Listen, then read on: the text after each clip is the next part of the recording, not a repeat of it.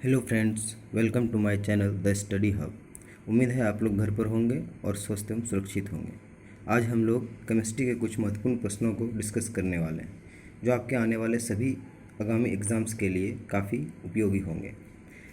तो हमारा आज का टॉपिक है रेडियो एक्टिविटी, रेडियो सक्रियता। तो चलते हैं, शुरू करते हैं।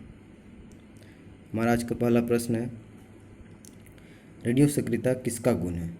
पहला ऑप्शन है इलेक्ट्रॉन, दूसरा प्रोटॉन, तीसरा न्यूट्रॉनो, चौथा नाभिक। इस प्रश्न का सही उत्तर हो जाएगा ऑप्शन नंबर 4, नाभिक। रेडियो सक्रियता जो हुआ नाभिक का गुण है। चलते हैं अगले प्रश्न की ओर। हमारा अगला प्रश्न है, किसी परमाणु के अस्थायी नाभिक में प्रोटॉनों की संख्या होती है? किसी परमाणु के अस्थायी नाभिक में प्रोटॉनों की संख्या कितनी होती है? तो न्यूट्रॉन की संख्या के बराबर, दूसरा है न्यूट्रॉनों की संख्या से अधिक, तीसरा है न्यूट्रॉनों की संख्या से कम, चौथा है इनमें से कोई नहीं। तो इस प्रश्न का सही उत्तर हो जाएगा ऑप्शन सी, न्यूट्रॉनों की संख्या से कम। चलते हैं अगले प्रश्न की ओर। हमारा अगला प्रश्न है, रेडियोधर्मी तत्व किसका उत्सर्जन करते हैं? पहला ऑप्शन है परावैंगनिक किरणों का, दूसरा अल्फा बीटा गामा तीनों किरणों का, तीसरा है रेडियो तरंगों का, चौथा है अवरक्त किरणों का।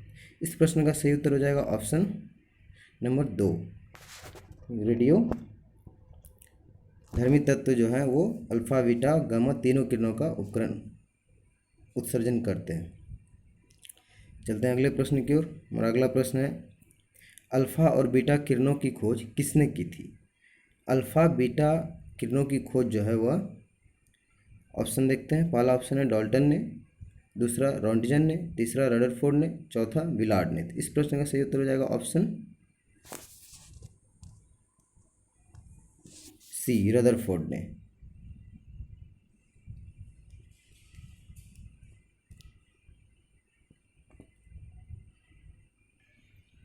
चलते हैं अगले प्रश्न की ओर। हमारा अगला प्रश्न है, अल्फा किरणें है? पहला ऑप्शन H+ आयन, दूसरा है हीलियम++ आयन, तीसरा है इलेक्ट्रॉन, चौथा है प्रोटॉन। इस प्रश्न का सही उत्तर हो जाएगा ऑप्शन 2, हीलियम++ आयन। हमारा अगला प्रश्न है, निम्नलिखित में से किसके उत्सर्जन से किसी तत्व का परमाणु क्रमांक 1 बढ़ जाता है? पहला ऑप्शन है अल्फा कण, दूसरा है बीटा कण, तीसरा है प्रोटॉन, चौथा है न्यूट्रॉन। तो इस प्रश्न का सही उत्तर हो जाएगा ऑप्शन बी, यानी 2, बीटा कण। बीटा कणों के उत्सर्जन से किसी भी तत्व का परमाणु क्रमांक 1 बढ़ जाता है। चलते हैं अगले प्रश्न की ओर। हमारा अगला प्रश्न है, इलेक्ट्रॉन का समरूप कौन है? पहला ऑप्शन अल्फा कण, दूसरा बीटा कण, तीसरा गामा कण, चौथा हाइड्रोजन परमाणु। इस प्रश्न का सही उत्तर हो जाएगा ऑप्शन बी, ऑप्शन 2, यानी बीटा कण। चलते हैं अगले प्रश्न की ओर। हमारा अगला प्रश्न है, समस्त रेडियो सक्रिय पदार्थ क्षय होने के पश्चात किस में अंतिम रूप से बदल जाते हैं? इस प्रश्न का आंसर क्या होगा? पहला ऑप्शन है कोरेंडम, दूसरा सीसा, तीसरा कैडमियम, चौथा जस्ता। इस प्रश्न का सही उत्तर हो जाएगा ऑप्शन नंबर 2, सीसा। चलते हैं अगले प्रश्न की ओर। हमारा अगला प्रश्न है, निम्नलिखित में से कौन एक रेडियो एक्टिव तत्व नहीं है? पहला ऑप्शन है एस्टेटिन, फ्रांसियम, ट्राइटियम, जर्कोनियम। इस प्रश्न का जो सही उत्तर होगा वह होगा ऑप्शन 4, जर्कोनियम। जर्कोनियम जो है वह रेडियो एक्टिव तत्व नहीं है। हमारा अगला प्रश्न है, यदि किसी रेडियोधर्मी पदार्थ की मात्रा को दोगुना कर दिया जाए तो रेडियोधर्मी क्षरण की दर क्या होगी? पहला ऑप्शन है अपरिवर्तित रहेगी, दूसरा आधी रह जाएगी, या थोड़ा सा टाइपिंग मिस्टेक हो गया फ्रेंड्स, यहाँ होगा आधी रह जाएगी, तीसरा ऑप्शन है √2 गुना बढ़ जाएगी, चौथा ऑप्शन है 2 गुनी हो जाएगी। इस प्रश्न का सही उत्तर हो जाएगा ऑप्शन नंबर 1, अपरिवर्तित रहेगी। अगला प्रश्न है, रेडियो कार्बन डेटिंग विधि से किसकी आयु निर्धारित की जाती है? रेडियो कार्बन डेटिंग विधि से किसकी आयु निर्धारित की जाती है? पहला ऑप्शन है मानव की, दूसरा है जीवाश्म की, तीसरा ऑप्शन है मानव शरीर की बीमारी की, चौथा है पृथ्वी की। तो इस प्रश्न का जो सही उत्तर होगा वह होगा ऑप्शन नंबर 2, जीवाश्म की। रेडियो कार्बन डेटिंग विधि से किसकी आयु निर्धारित की जाती है? जीवाश्म की। इसी में आता है एक question friends, uranium carbon dating विधि, तो वहाँ पे पृथ्वी की आयु ज्ञात की जाती है।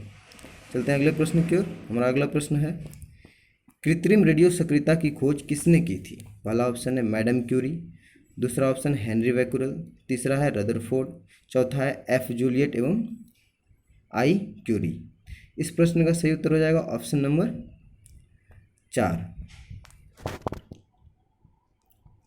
एफ जूलियट एवं आई क्यूरी। कृत्रिम रेडियो सक्रियता की खोज मैडम क्यूरी की बेटी इरेन क्यूरी तथा इसके पति एफ जूलियट ने की थी। यानी कि ये दोनों जो है मैडम क्यूरी की बेटी और दामाद हैं। चलते हैं अगले प्रश्न की ओर। हमारा अगला प्रश्न है, यूरेनियम विखंडन की सतत प्रक्रिया को जारी रखने के लिए किस कण की जरूरत होती है? यूरेनियम विखंडन की सतत प्रक्रिया को जारी रखने के लिए किस कण की जरूरत होती है? पहला ऑप्शन है इलेक्ट्रॉन, दूसरा प्रोटॉन, तीसरा न्यूट्रॉन, चौथा पॉजिट्रॉन। तो इस प्रश्न का सही उत्तर हो जाएगा ऑप्शन नंबर 3, न्यूट्रॉन। हमारा अगला प्रश्न है, परमाणु शक्ति संयंत्र किस सिद्धांत पर काम करता है? तो इस प्रश्न का आंसर क्या होगा? पहला ऑप्शन है विखंडन, दूसरा संलयन, तीसरा तापीय दहन, चौथा उपयुक्त तीनों का। इस प्रश्न का सही उत्तर हो जाएगा फ्रेंड्स ऑप्शन नंबर 1, विखंडन। परमाणु शक्ति संयंत्र जो विखंडन के सिद्धांत पर कार्य करती है। हमारा अगला प्रश्न है, निम्नलिखित रेडियो तरंगों में से किसका उपयोग मनुष्य के शरीर में रक्त प्रवाह की गति को मापन में किया जाता है? गति के मापन में किया जाता है। इस प्रश्न का उत्तर क्या होगा? पहला ऑप्शन है रेडियो फास्फोरस, दूसरा रेडियो आयोडीन, तीसरा रेडियो आयरन, चौथा रेडियो सोडियम। इस प्रश्न का जो सही उत्तर होगा ऑप्शन 4, रेडियो सोडियम। हमारा अगला प्रश्न है, रेडियम किस खनिज से प्राप्त किया जाता है? रेडियम जो है किस खनिज से प्राप्त किया जाता है? पहला ऑप्शन है रूटाइल, दूसरा हेमेटाइट, तीसरा चूना पत्थर, चौथा पिच ब्लेंड। इस प्रश्न का सही उत्तर हो जाएगा ऑप्शन 4, पिच ब्लेंड। चलते हैं अगले प्रश्न की ओर। परमाणु बमों के सिद्धांत की खोज किसने की थी? क्वेश्चन में थोड़ा सा ध्यान दीजिएगा फ्रेंड्स। परमाणु बमों के सिद्धांत की बात हो रही है यहाँ पे। इस पहला ऑप्शन है हिदेकी युकावा, दूसरा एसन बोस, तीसरा ओपेनहीमर, चौथा थॉमसन। इस प्रश्न का सही उत्तर हो जाएगा ऑप्शन ए, हिदेकी युकावा। अगर यहाँ पे परमाणु बम की खोज की बात की जाए तब होगा ओपेनहीमर, जिन्होंने 1942 में इसकी खोज की थी। चलते हैं अगले प्रश्न की ओर।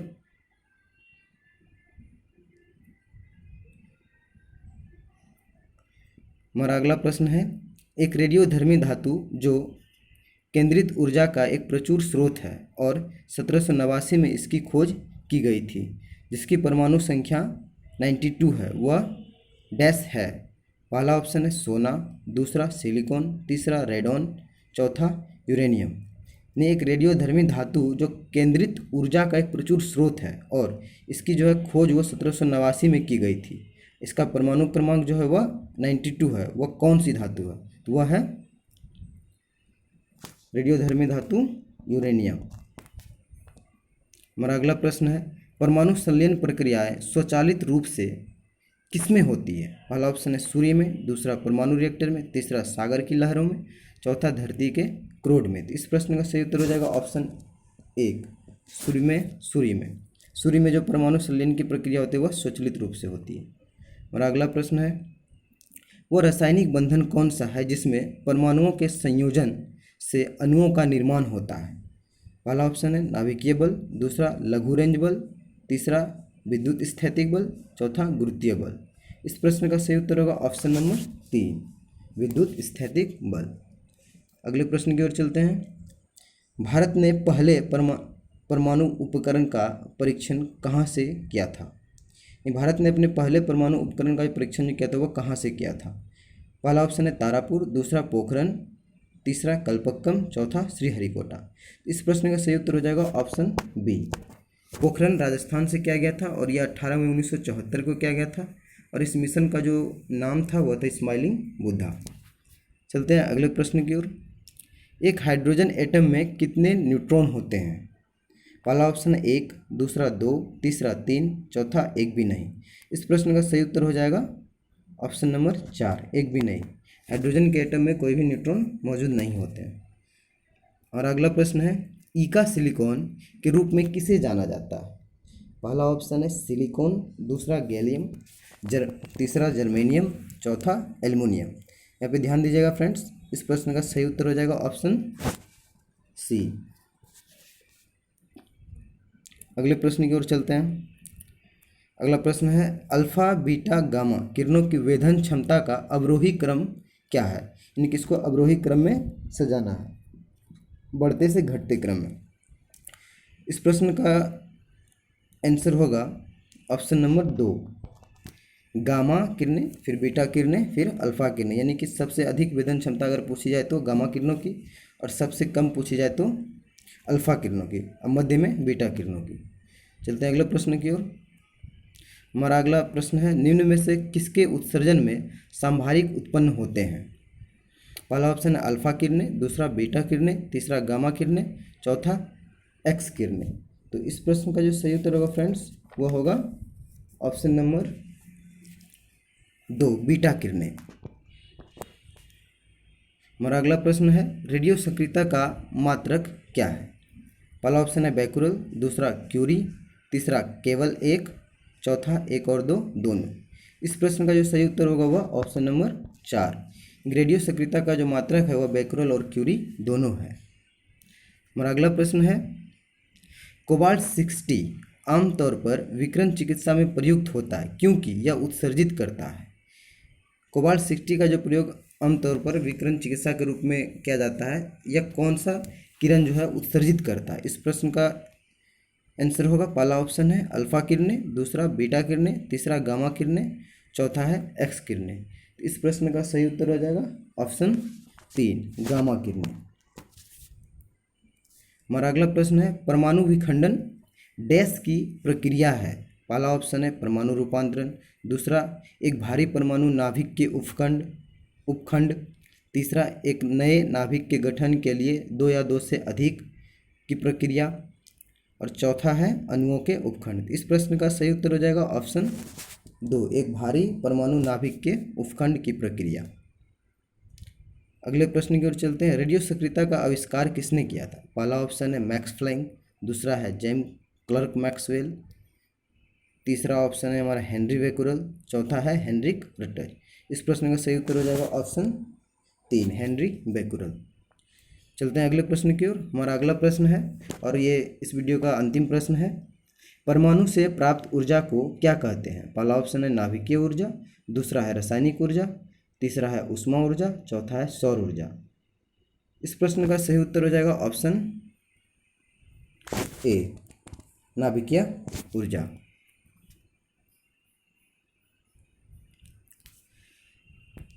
इसी तरह के प्रश्नों को प्रतिदिन टॉपिक वाइज अभ्यास करने के लिए हमारे चैनल द स्टडी हब को सब्सक्राइब करें।